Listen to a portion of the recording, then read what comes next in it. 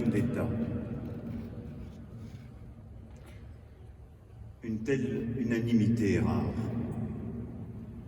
Elle est le privilège des responsables qui ont profondément marqué leur époque, des hommes qui ont profondément changé le destin de milliers d'autres. À vos proches, vous confiez précisément avoir été marqué par une habitante de la Duchère qui, 5 ans après votre élection comme député, vous avez alpagué sur un marché vous demandant « Qu'avez-vous changé dans ma vie ?» Vous vous étiez alors juré de ne jamais oublier ces mots. Et que chacune de vos décisions, chacune de vos actions serait désormais guidée par l'interpellation de cette femme. Vous avez, cher Gérard, tenu parole. Car oui, comme l'a dit un de mes prédécesseurs, vous avez changé la vie. Des milliers de vies. Vous avez changé, bien sûr, la vie des Lyonnais. Chacun sait ici la ténacité dont vous avez fait preuve pour emporter votre ville. Cela valait la peine. Car maire bâtisseur, vous avez fait passer Lyon du statut de belle endormie à sublime éveillée, bâtisseur de projets économiques et de rayonnement international, bâtisseur de quartiers, Confluence, Gerland, Vèze, tant d'autres construits sur les cendres de friches, comme celle de la Rodiaceta, bâtisseur d'espoir pour les jeunes des quartiers en rénovant le Carré de Soie, les Minguettes, Mermoz ou votre chère Duchère, bâtisseur d'expérience, avec les festivals de cinéma et les biennales d'art de danse, les berges du Rhône, les rives de Sceaux, bâtisseur d'avenir, vous qui, avec Vélov, les plans climat, la ville végétalisée, avez été le premier écologiste de la cité des Gaules, bâtisseur de collectifs, en entraînant derrière vous entrepreneurs, universitaires, intellectuels, associatifs. Vous avez fini par vous identifier à la ville de Lyon. Vous vouliez, disiez-vous souvent, réunir le cœur des villes et le cœur des hommes. Vous avez, à jamais, gagné le cœur des Lyonnais. Vous êtes devenu Lyon fait homme. Vous avez aussi changé la vie des Français. Engagé de toujours au Parti socialiste, vous n'avez eu de cesse de chercher à exporter votre modèle lyonnais au niveau national. Et là encore, vous avez fait preuve d'une admirable abnégation. L'entrepreneuriat était un angle mort à gauche. Vous n'avez pas hésité à en parler haut et fort. La sécurité, un impensé, vous l'affrontiez sans peur ni pudeur. La maîtrise de l'immigration, un tabou, vous abordiez le sujet avec le courage de ceux qui ont raison trop tôt. Pourquoi une telle force de conviction, souvent contre vents et marées?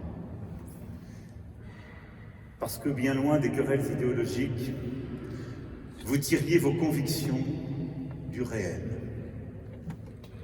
Le réel. Pour reprendre les mots de Jaurès, dont vous avez créé avec d'autres la fondation, était votre idéal. Là d'où vous veniez, là d'où vous parliez, là où vous alliez.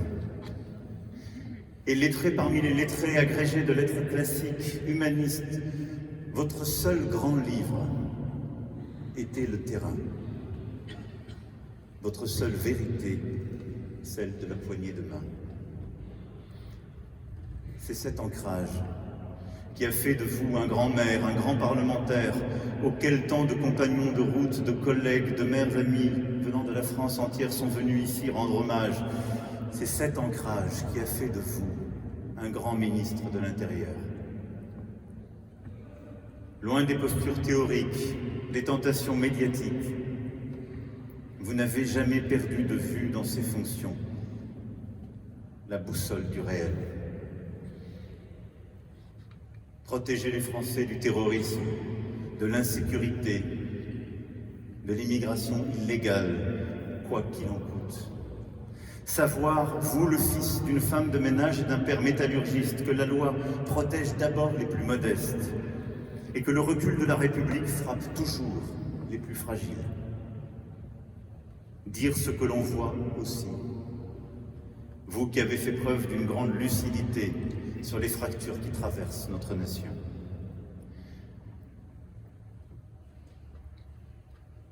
Vous avez enfin, cher Gérard, changé ma vie.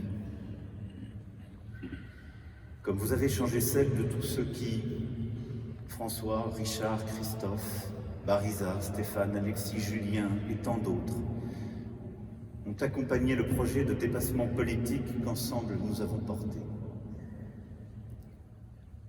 Et traversant les rues de Lyon il y a quelques instants, remontaient à la surface les souvenirs de nos premiers compagnonnages. Ce discours devant les forces vives lyonnaises dans votre hôtel de ville.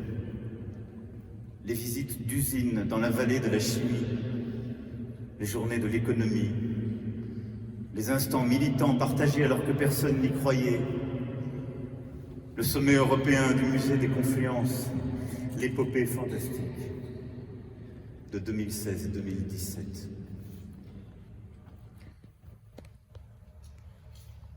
Je sais, Gérard, tout ce que je vous dois.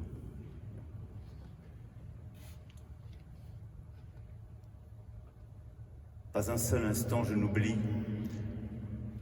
que sans votre force d'âme, votre goût du dialogue, votre sens de l'amitié, sans vous avoir croisé sur mon chemin, je ne serais pas là où je suis. Et les Français, soyez-en sûrs,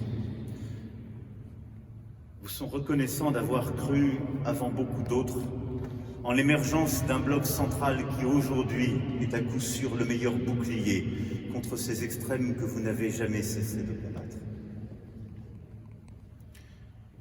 Cher Gérard, pour tout cela, pour ces milliers de vies changées, pour vos tendres éclats de voix autant que votre bienveillance, votre départ laisse un immense vide. Pour Caroline, votre épouse, pour Thomas, Anne-Laure, Alexandre, Clémence et Camille, vos enfants, pour les Lyonnais, orphelins du digne successeur d'Édouard Herriot, pour les Français, qui perdent avec vous un homme d'État visionnaire, vos analyses, votre franchise, votre culture, vous qui ne cessiez de vibrer devant un texte classique ou un poème, notre complicité, vont me manquer. Comme vous allez manquer à Brigitte, qui vous aime tant. Et si, lors de ma cérémonie d'investiture, vous versiez d'inoubliables larmes, c'est à nous, à moi, d'être aujourd'hui étreints par le chagrin, inconsolable. Le vent se lève. Il faut tenter de vivre. Et vous qui aimiez tant la voile, avant que vos responsabilités ne vous arrachent à cette passion, vous avez, cher Gérard, rejoint d'autres rivages. Et pourtant vous continuerez d'être parmi nous, de remplir nos vies de votre présence sans pareille. Pourtant, nous entendrons encore votre voix, ses éclats et vos rires. Pourtant, il suffira d'une promenade en bord de Rhône ou sur les rives de Saône, d'une victoire de l'Olympique lyonnais dans ce stade qui vous doit tant, d'un lumignon allumé lors de cette fête des Lumières que vous aviez fait revivre pour que soudain, saisis par le souvenir de votre présence, nous levions les yeux vers Fourvière, heureux de nous dire « Le lion rugit encore ». Adieu Gérard, et merci.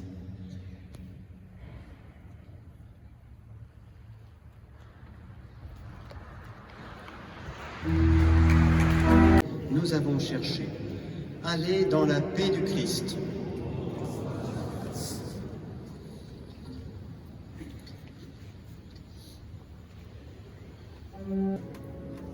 Il y aura sur le parvis de la primatiale un instant de recueillement pour les Lyonnais qui n'ont pas pu rentrer dans la cathédrale. Ensuite, sortiront les officiels. Et seulement après, l'ensemble de l'Assemblée quand nous vous y inviterons. Prenons donc encore quelques instants de recueillement pendant ce mouvement de sortie.